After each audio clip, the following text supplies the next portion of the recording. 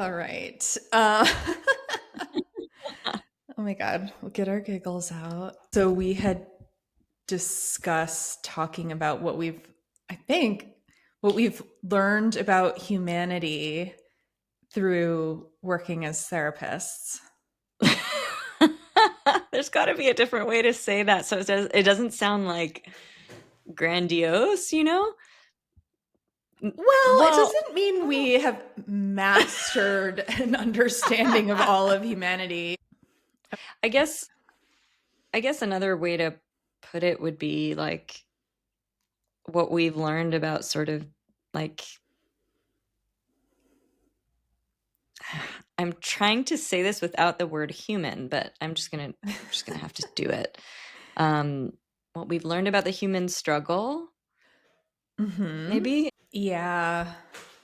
Yeah. Welcome to Keeping Secrets, hosted by Julia Baum and Sabrina Tropper. We're two licensed therapists here to give you an insider's perspective on therapy in today's modern world. Whether you're a therapy goer, you've never been to therapy, or you have experience in the field, this podcast is for you. We thank you for listening. Subscribe to Keeping Secrets to never miss an episode, and we hope you enjoyed today's show. I feel like through the experience of everything, like it's a combination of working with different people and just through all the reading and training and everything, and just Yeah. how that kind of comes together for me. I just feel like more like like normal than I ever did before any of this. Like I That's feel a like good thing, I think. I feel I have so much in common with everyone I've ever worked with. And Yeah. um just like all the case studies you read, and it's not that you relate to every single thing, but there's there's so much that I do. And I think like before I ever got into this field, I felt very like an outsider, or like, I'm just different or whatever.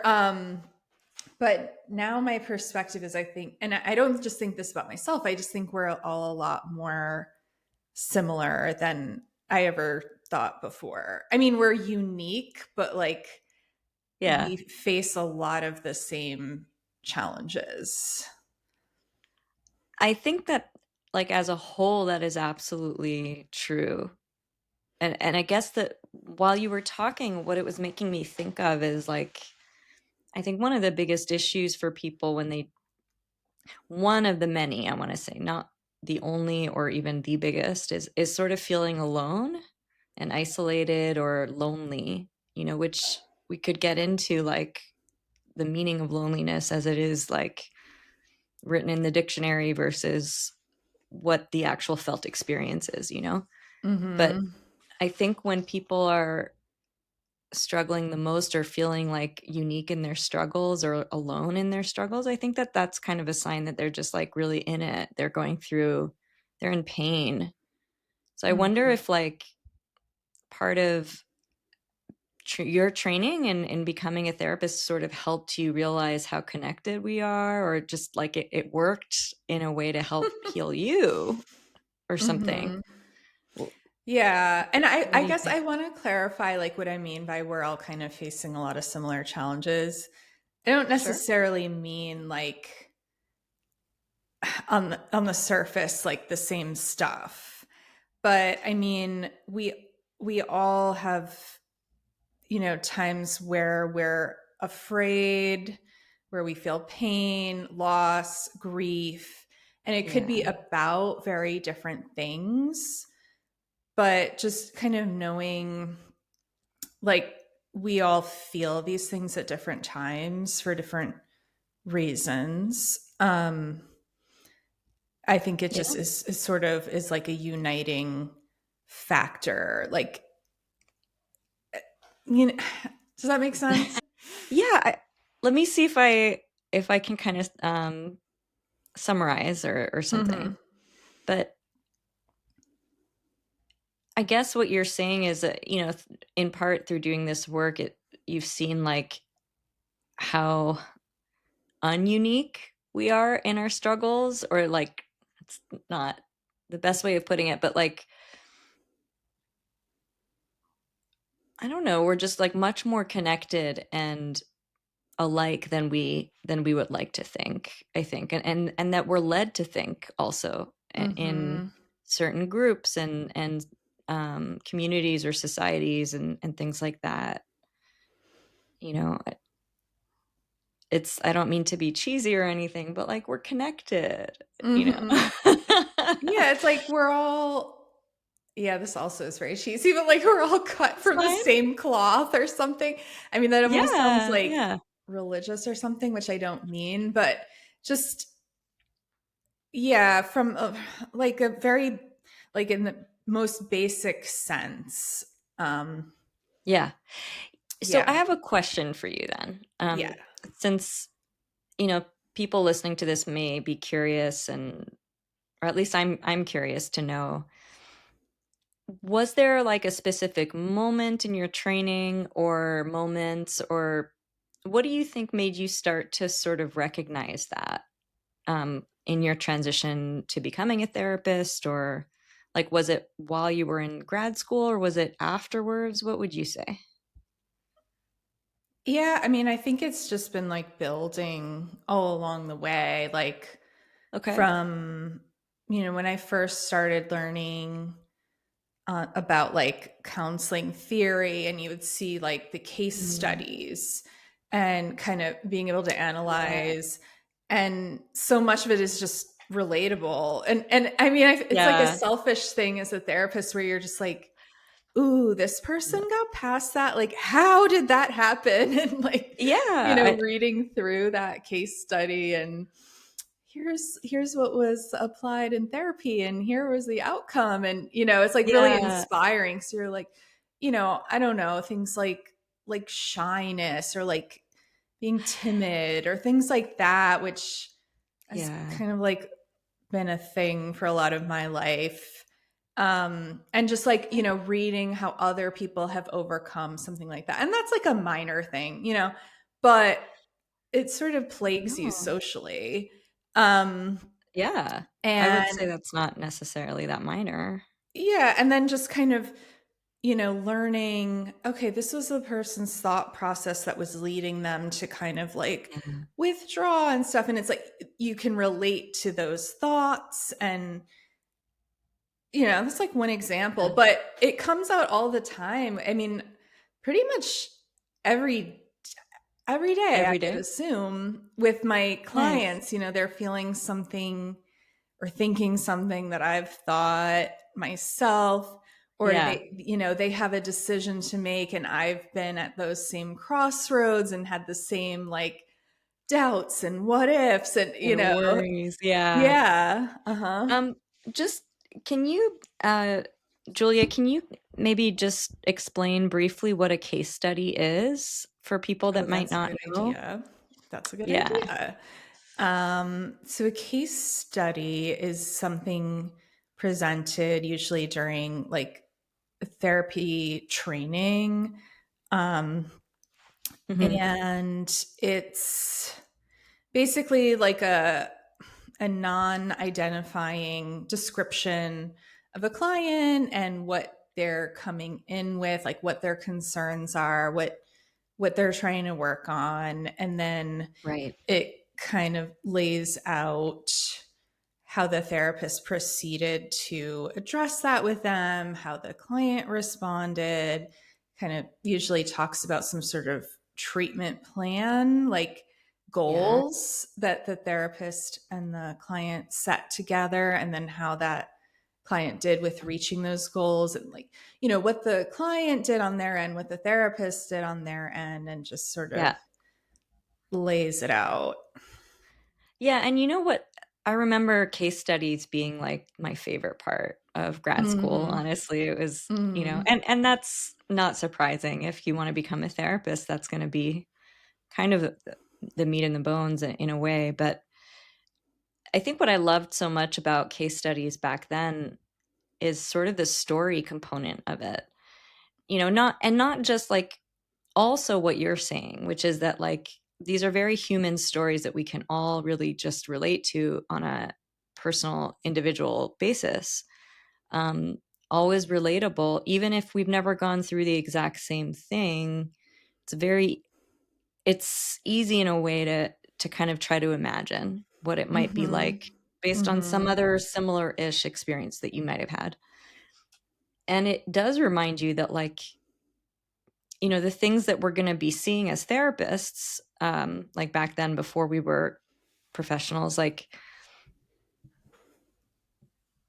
yeah, it just kind of normalizes what people go through in life, like whether it's a divorce or a breakup or a job change or a career shift or a family member passing. Like these are things that are kind of inevitable sometimes, most times, and that doesn't make them easy ever. But it's like Mm-hmm. inescapable. Mm-hmm. We all have to go through them sometimes. So Yeah, yeah. definitely.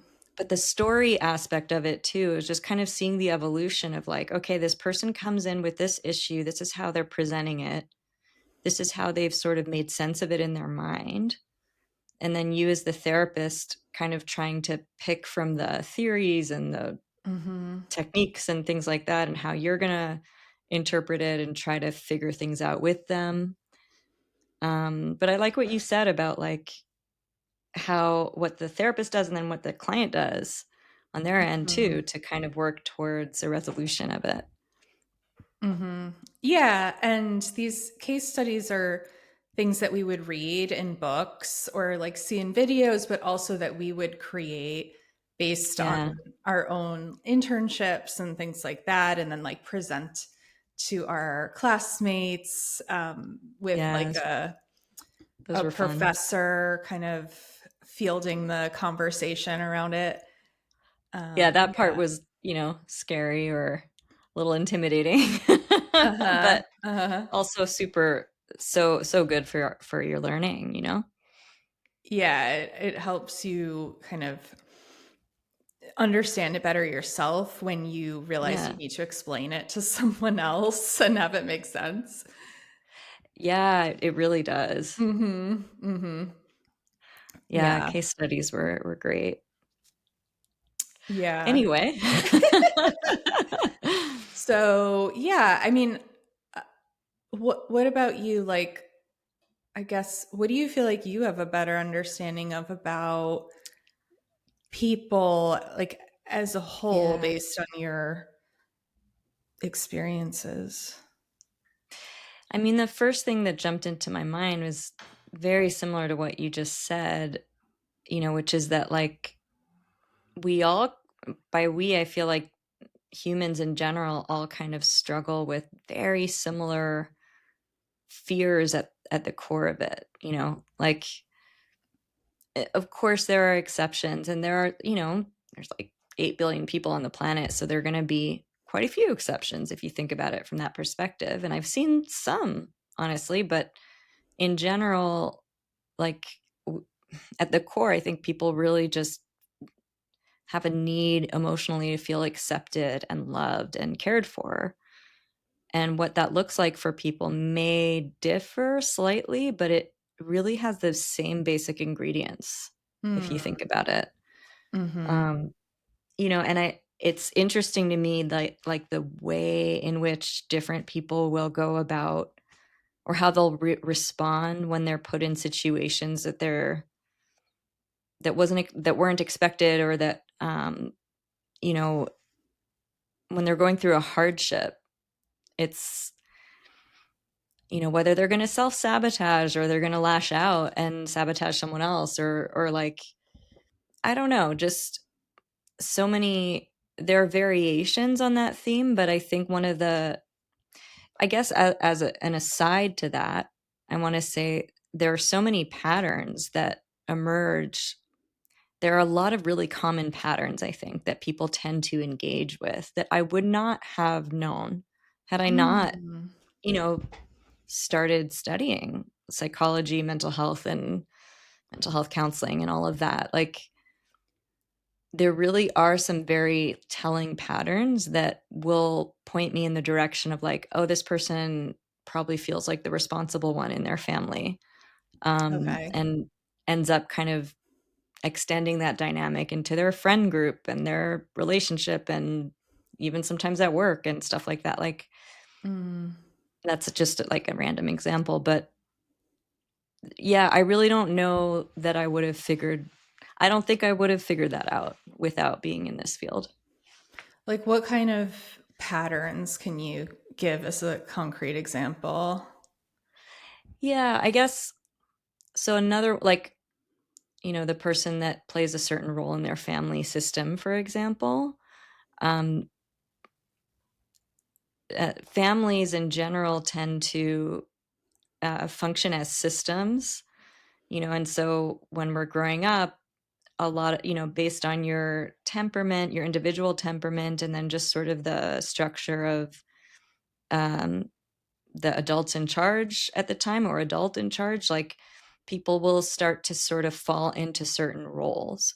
And so your siblings, maybe if you have siblings, will start to know you as, the one that's loud or quiet, or, you know, has this sensitivity so they can get away with that, or or you're the kind of person that, is gonna, in order to fix something, is going to be boisterous or something. Like, I don't know, I'm not explaining it super well, but I guess what I'm trying to say is, like, when I think of patterns, it does take me back to the family system, and just sort of how an individual person's interaction with their caregivers growing up, their even in early adulthood and all that. It just kind of, these are patterns that I remember reading in case studies, first of all. Mm-hmm. And then also, as I got more into and decided to sort of specialize more in trauma focused therapy, particularly like developmental trauma, there are very specific patterns of like neglect and emotional sort of, I'm trying not to use a supercharged word, but abuse, basically, Mm-hmm. that tends to produce certain behaviors in people, and they tend to fall on a continuum. And I just see it over and over and over. And I guess what I'm trying to say is, like, this is a really long-winded way of saying, like, okay, here's a good example. Mm-hmm. um, People tend to repeat in their romantic relationships what feels or is essentially unresolved for them, you know, Mm. wounds and patterns and issues that they struggled with, or that they didn't get, or they got too much growing up. Mm-hmm. So they'll tend to pick partners if they were raised by a parent or caregiver that was cold and sort of not super present, and like, very critical. Mm-hmm. They'll tend to repeat that with their in their romantic relationships. I see it all the time. Mm-hmm. That's, I mean, Yeah. it's not surprising, but I guess when you're in, when you're the therapist and you're seeing it so repetitively over and over, it's like, oh, this again. Well, yeah, I think that's But exactly it. Like having that insight, even to see, like, okay, these case studies that we read, you know, a decade plus ago.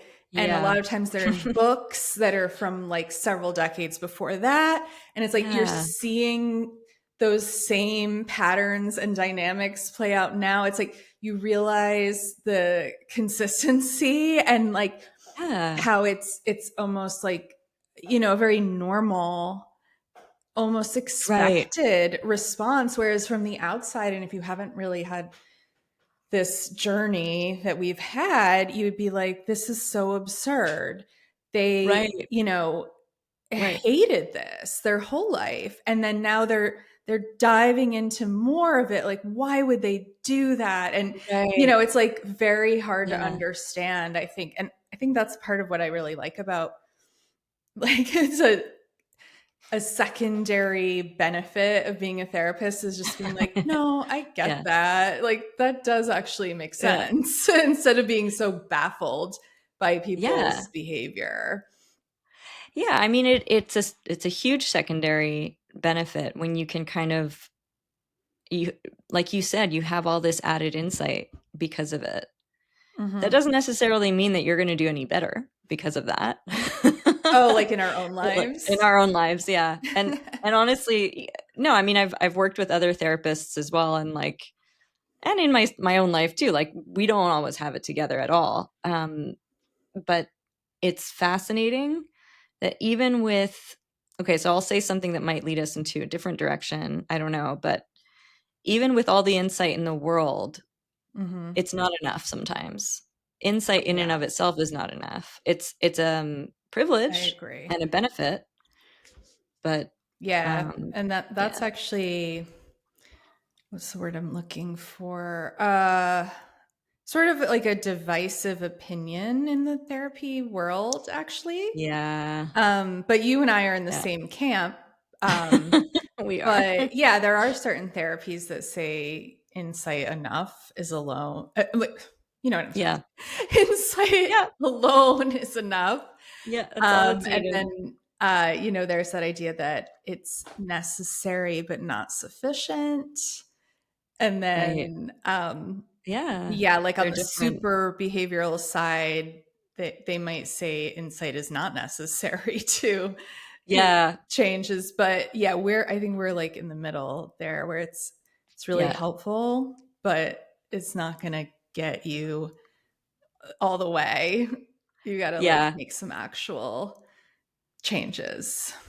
Yeah, I think we're exactly, yeah, Yeah. that's what I would say too. That's sort of where I sit in that Hmm. continuum.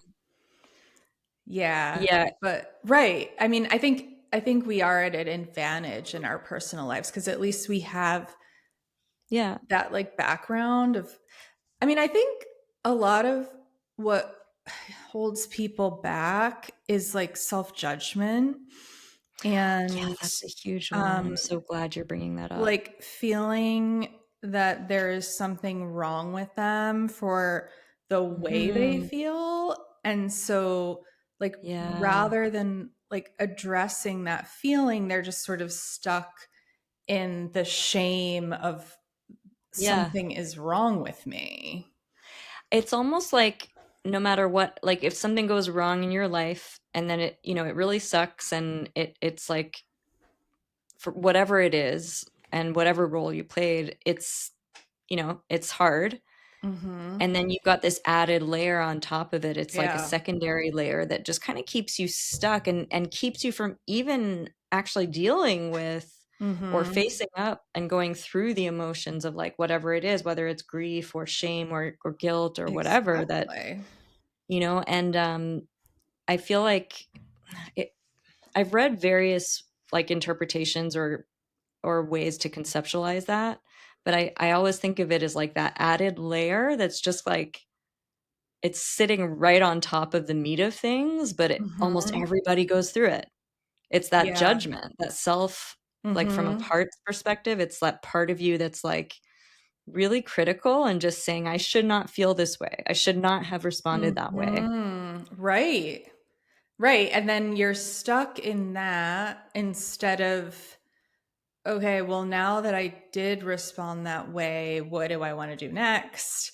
Or, Exactly. whatever. Yeah. But yeah, I think a lot of different approaches kind of might explain it a little differently, but Sure. yeah, it's like it is that other layer of it's a block. And I think Yeah. that's kind of maybe one of the advantages, like in our own personal lives, that we may have is at least Yeah. being able to normalize, there's nothing wrong with me for feeling this way about this situation. Like, it's a Yeah. natural emotion. I don't need to Yeah. judge myself for it. Yeah, and if it does seem to be a little out of proportion, like in the case that it might be a little bit out of proportion for some people, that's not necessarily a reason to be ashamed. It's just Mhm. it's the better, not better, but like a more constructive. Or what about the idea of just like, oh, how come this feels so big? What's going Yeah. on? I mean, you can You learn a know, lot about yourself that way. Like if you can just take the just being judgment curious. away. And I Yeah, think, yeah, it's like, sorry, I'm a little distracted because I'm putting honey in my tea right now. that sounds really nice. I like set this little station up next to myself. That's Um, awesome. I I don't would love to normally do see. this. Here, well, it's almost ready. Um, okay. That's so nice. What was I saying? I think the practice of just being with people and Yeah. choosing not to judge them for whatever they're thinking or feeling or going through, it sort of like rubs off Yeah. on yourself because you're like, well, Yeah, why would I judge me?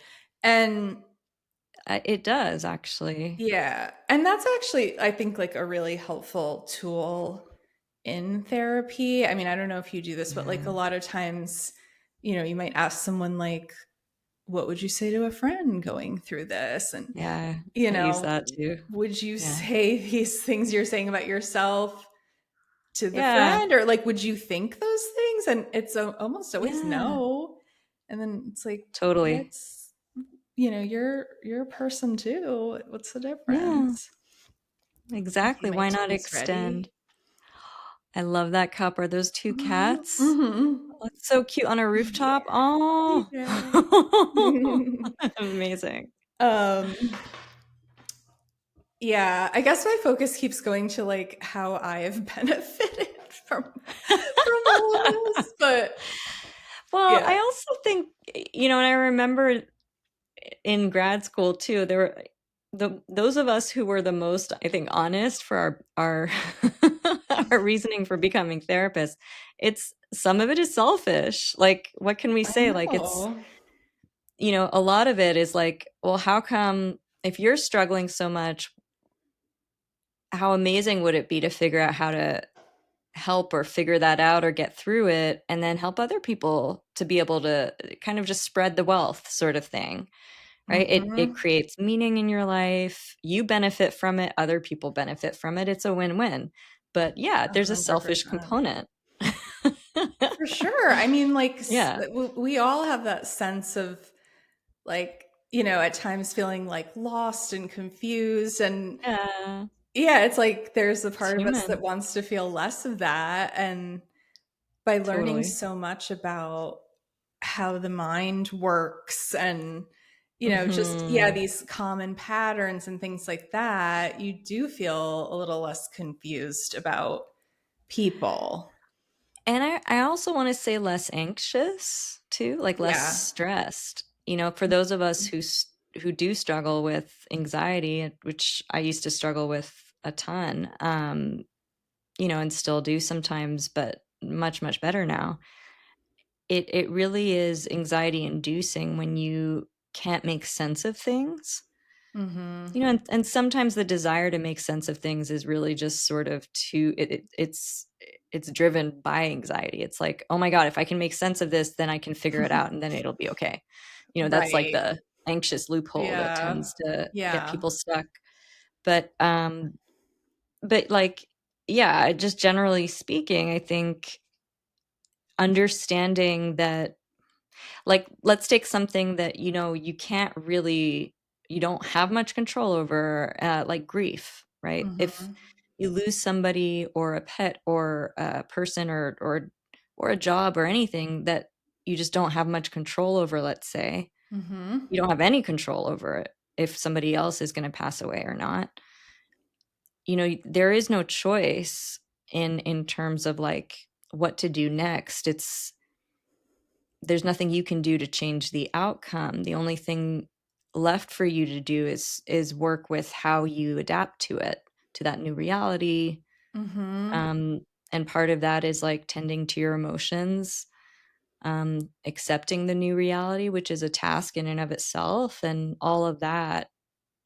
And that, from like the insight perspective, insight can be helpful there, but it's not going to get you all the way through, I feel. Sometimes it's Yeah. just like, what does it mean to really just go through it and Mm-hmm. tolerate those feelings Mm-hmm. and know that like you can go through some heavy stuff and still be okay. Yeah, and I think that's where it's really helpful to be able to accept your feelings without Yeah, judgment, or, 'cause, yeah, if you're like, oh, you know, I haven't been productive. I've just been crying all day, and Mm. like, what's wrong with me? And then it makes all those other tasks that you just described a lot harder and maybe like further Yeah. away. Yeah, it almost distracts you Mhm. from them. And sometimes I wonder if it is a way to distract from like Mhm. getting into it. But regardless, it Sure. just adds another complicating layer. Mhm. Well, yeah, I mean that's always an interesting question to explore. Yeah. That's like a very existential question, like what are Oh you yeah, I didn't choosing? What are you avoiding? yeah. I Yeah. didn't think of it from the existential perspective, but that makes sense though. Mhm. Mhm. Yeah, I'm thinking of it from like a parts perspective where like there's a part of you that's coming in to like rescue you from dealing with the harder Mm, stuff. mhm. Mhm. But like, or there could be, for instance, Uh-huh. let's go in and figure that out. But Yeah. yeah, it makes sense from that. It's so cool, different ways of looking at I things. know. Yeah, it is really interesting how like there will be different language to kind of explain the Yeah. same phenomena, or it's Yeah. interesting. Yeah.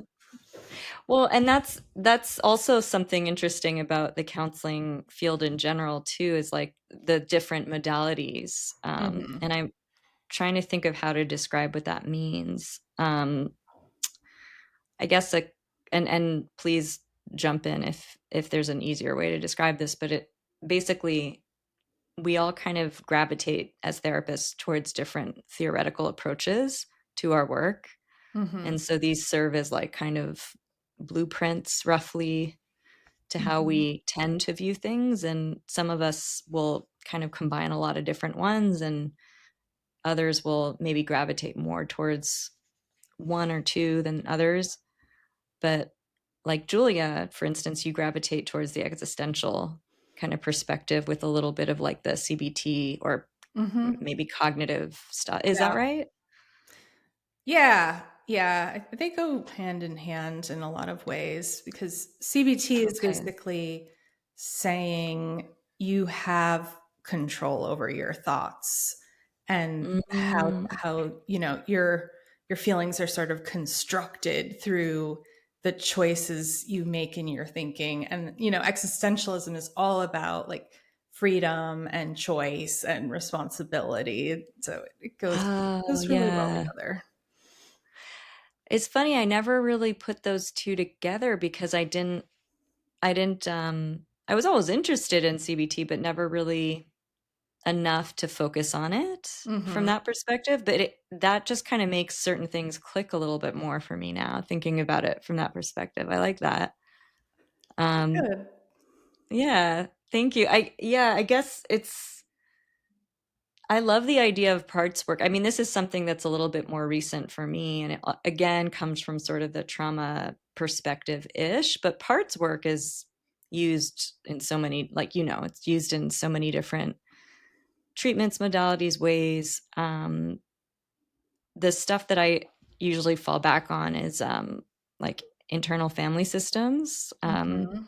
which was created by Richard Schwartz, which some people may be familiar with. But it's just really fascinating because it's literally kind of the idea is that you have every person has sort of an internalized family of parts, different parts of them that act Mm. different ways and come out in different situations and settings and react certain ways. And so a lot of them will fall under, they all generally fall under certain categories, but most of them are like just trying to protect you from something, Mm-hmm. essentially. And then there's like the vulnerable, they're really trying to protect like the most vulnerable, youngest parts usually. Mm. Um, This is and interesting. it, I actually don't know yeah, anything about parts work. really? No. I mean, yeah, I mean, before IFS, I think the only thing I knew was like, the Gestalt, like image of like Gestalt, like put somebody in a chair kind of thing. The Okay. chair work, which is that Oh, was it. okay. Gotcha. I still don't know how to do that properly. I've not been trained in that. But IFS Mm-hmm. is more, I don't know, it goes well with EMDR. That's why I started picking it up and learning more about it.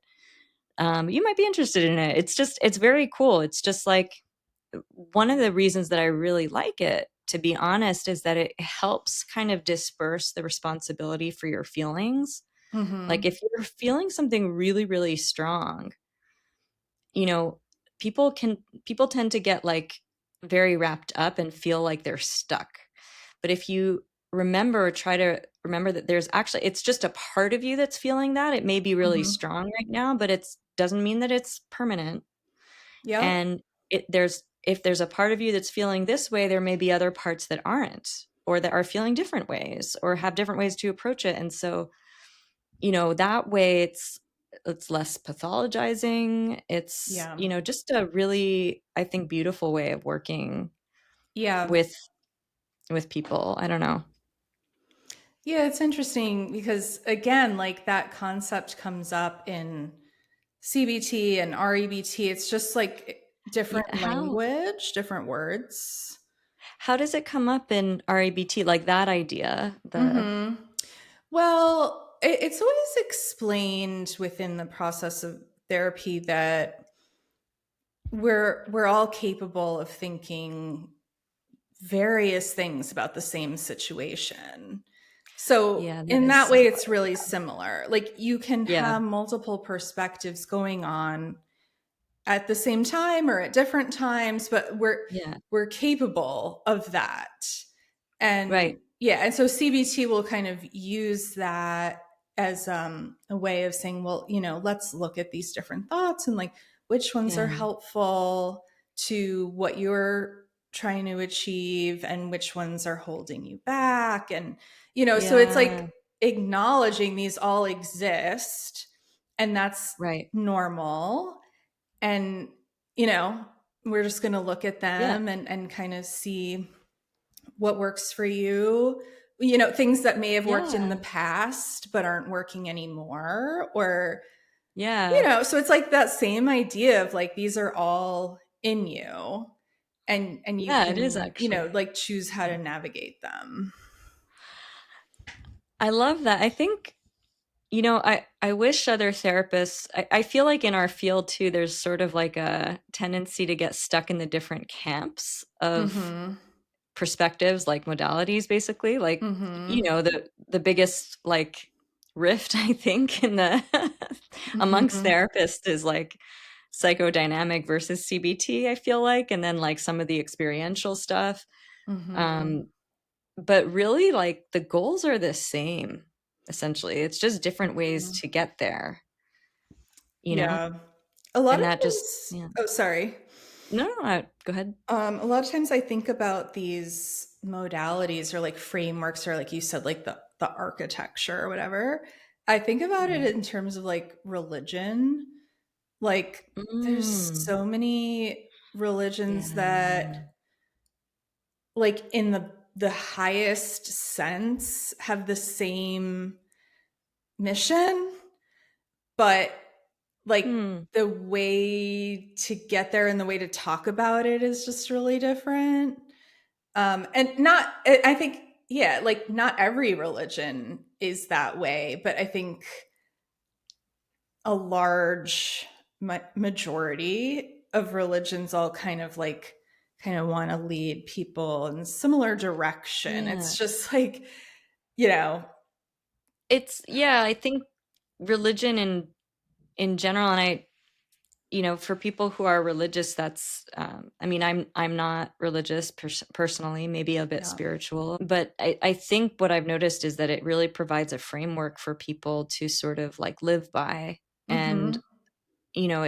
it gives you, like, again, that framework of like, when you're struggling with someone, let's, consult the priest or the imam or the, Mm-hmm. rabbi or something. Like, there are your sort of teachers or your consultants, and then there's the Bible or the book or whatever, and Mm-hmm.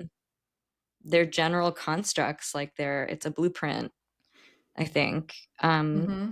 And it can lead to polarization when it's um Yeah. Like when you get sort of stuck in the taken the wrong. weeds of it. Yeah, yeah. Mm-hmm. And I've seen that in, I know this may sound wild to some people, but it's probably not to therapists. A lot of therapists get really stuck in their own schools of thought and really feel like, no, this is the only way, and this is the best way, Mm-hmm. and this is, I've got it all figured out. And it's like, Yeah, well, no, like, maybe an definitely. existential framework is better for that person versus this Uh-huh. one. Yeah. And I do think, yeah, it's just kind of like a structure to see something through and Yeah, like understand through a certain lens.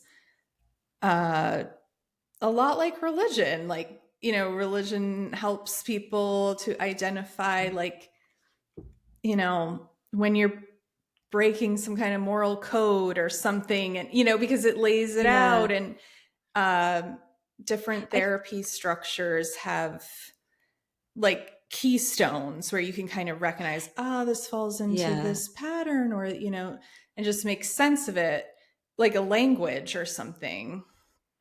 I think that's the best way of putting it. They're like languages, Mm-hmm.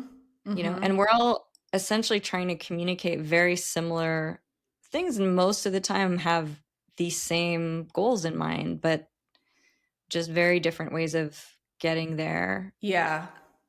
or various. Sometimes, yeah, sometimes really different. Yeah, like if you compare Mhm. like a somatic therapy to, Yeah, I don't know what else. I don't know what would be like the polar like any, opposite, but like a like, psychoanalysis or something.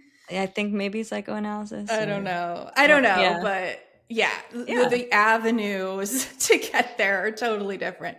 But yeah. I know. I think we're all sort of like, we tend to want to like judge and Hmm. otherize things. Like even I do that. Like Yeah, me it's too. so much of CBT is sort of like going against like Freud's initial It was a theories and reaction. stuff. Yeah. Yeah.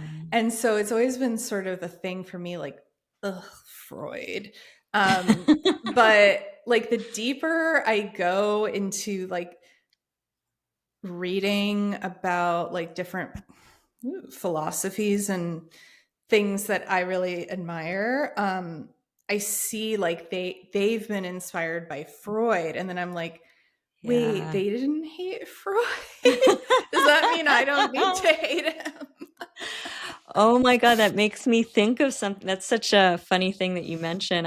I remember when like years ago when I first went for my first like basic EMDR training. Mm-hmm. Um, and I, was meeting new therapists. This was in New York, like just before the pandemic, I think. And remember just like talking to somebody about what we were on a break, from it was like a day, like several day long training, kind of intensive training. And we were we were on like a 15-20 minute break or something.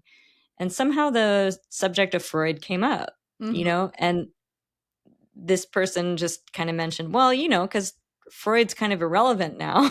Mm.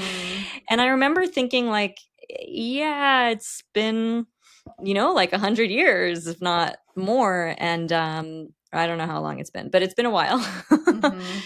since, he kind of revolutionized therapy and came onto the field, and he was problematic in a lot of ways. But the foundations of it really, like, you can't entirely get away from it. I hate to say it because I also don't Mm-hmm. subscribe to Freud myself, Right. but Right.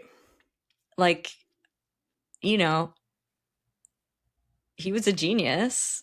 And he wasn't the only one. That's the thing too. There were all these other people around him that people don't Yeah. know much about Mm-hmm. either. Mm-hmm. Especially in the trauma field, he wasn't even like, you know, I don't know, the top dog or something. It Mm-hmm. was like Breuer and some other people. I don't know. I'm Mm-hmm. gonna mess up the history of it, but Mm-hmm. yeah, that's really what I wanted to say. Yeah, Yeah, no, it's true. I mean, even the fact that there's therapies that are very contemporary that were sort of in reaction to Freud is still saying something about how influential his work yeah, still that's is. a very good point. Yeah. It says a lot, actually. Mhm. Mhm. But um, yeah, it's I guess, and that's kind of tying back again to you can have like multiple perspectives on the same yeah, thing, and then even yeah, like Freud, who maybe like contaminated the waters in a lot of ways, also like yeah, contributed things that have helped, like, countless 100%. people. And yeah. Yeah. Yeah, it's things are so much more complicated. I think that's one other thing I've learned from being Mm. a therapist, honestly. And maybe it's something I already kind of believed anyway, but not until I got into this field. Like things are often much more, it's both. It's like they can be like a lot more complicated and also sometimes just really simple. Like Mhm. always to expect the unexpected and be Mhm. surprised, and I love being surprised sometimes, but also like, I'll get a new client or something, and then I ask about some version of their history, and it's like, oh, I never would have expected that kind of thing. Mm. And then it Mhm. puts all these other things into context, and it's like, Mm. so they were struggling with that, but it actually wasn't because of the parent back in Mm. 18 or 1986 or something. Yeah, yeah.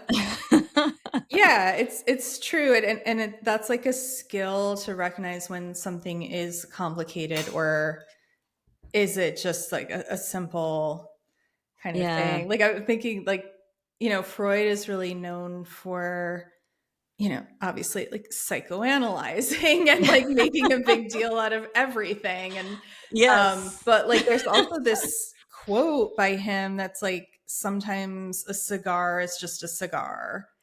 Right.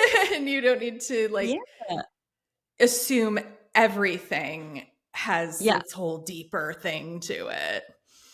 Yeah, and it's fascinating that Hmm. the one that like basically created like overanalyzing, which is actually Yes, really like not super healthy for people with a lot of anxiety that's to true. overanalyze Oh my everything in general. gosh. Yeah, it's like they already Definitely. do that naturally. Um, Mhm. but he created that, and then like I think just from the experience of working with it, realized like, yeah, and there are going to be times when it just really none of this is the case. Like it's just Mhm. what it looks like. And that's it. Yes. Yeah. Right. Yeah, very anticlimactic. Like what you see is what you get. Mhm. Yeah. So, all right. So, how do we summarize? That's What a good point. what have we done here? Uh, I mean, What we usually do. I feel like the theme here is like, yeah, we see a lot of similarities in like our studies and our experience. And then even I think like something we got to unintentionally was maybe even as therapists and the way we work has more Yeah. in common than we often realize.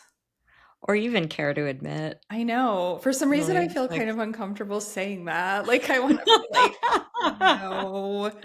no, I'm not like Freud. I'm Yeah. nothing like him. Um yeah, it's interesting. I don't know. What No, about you? I think you summed it up perfectly. I mean, I don't know. Yeah, I I know we went a little all over the place, but I'm kind of glad that we talked about all the different elements of this. And probably on a different day we would have different things to say. But yeah, I guess the main thing that at least I'm going to take away from this conversation is like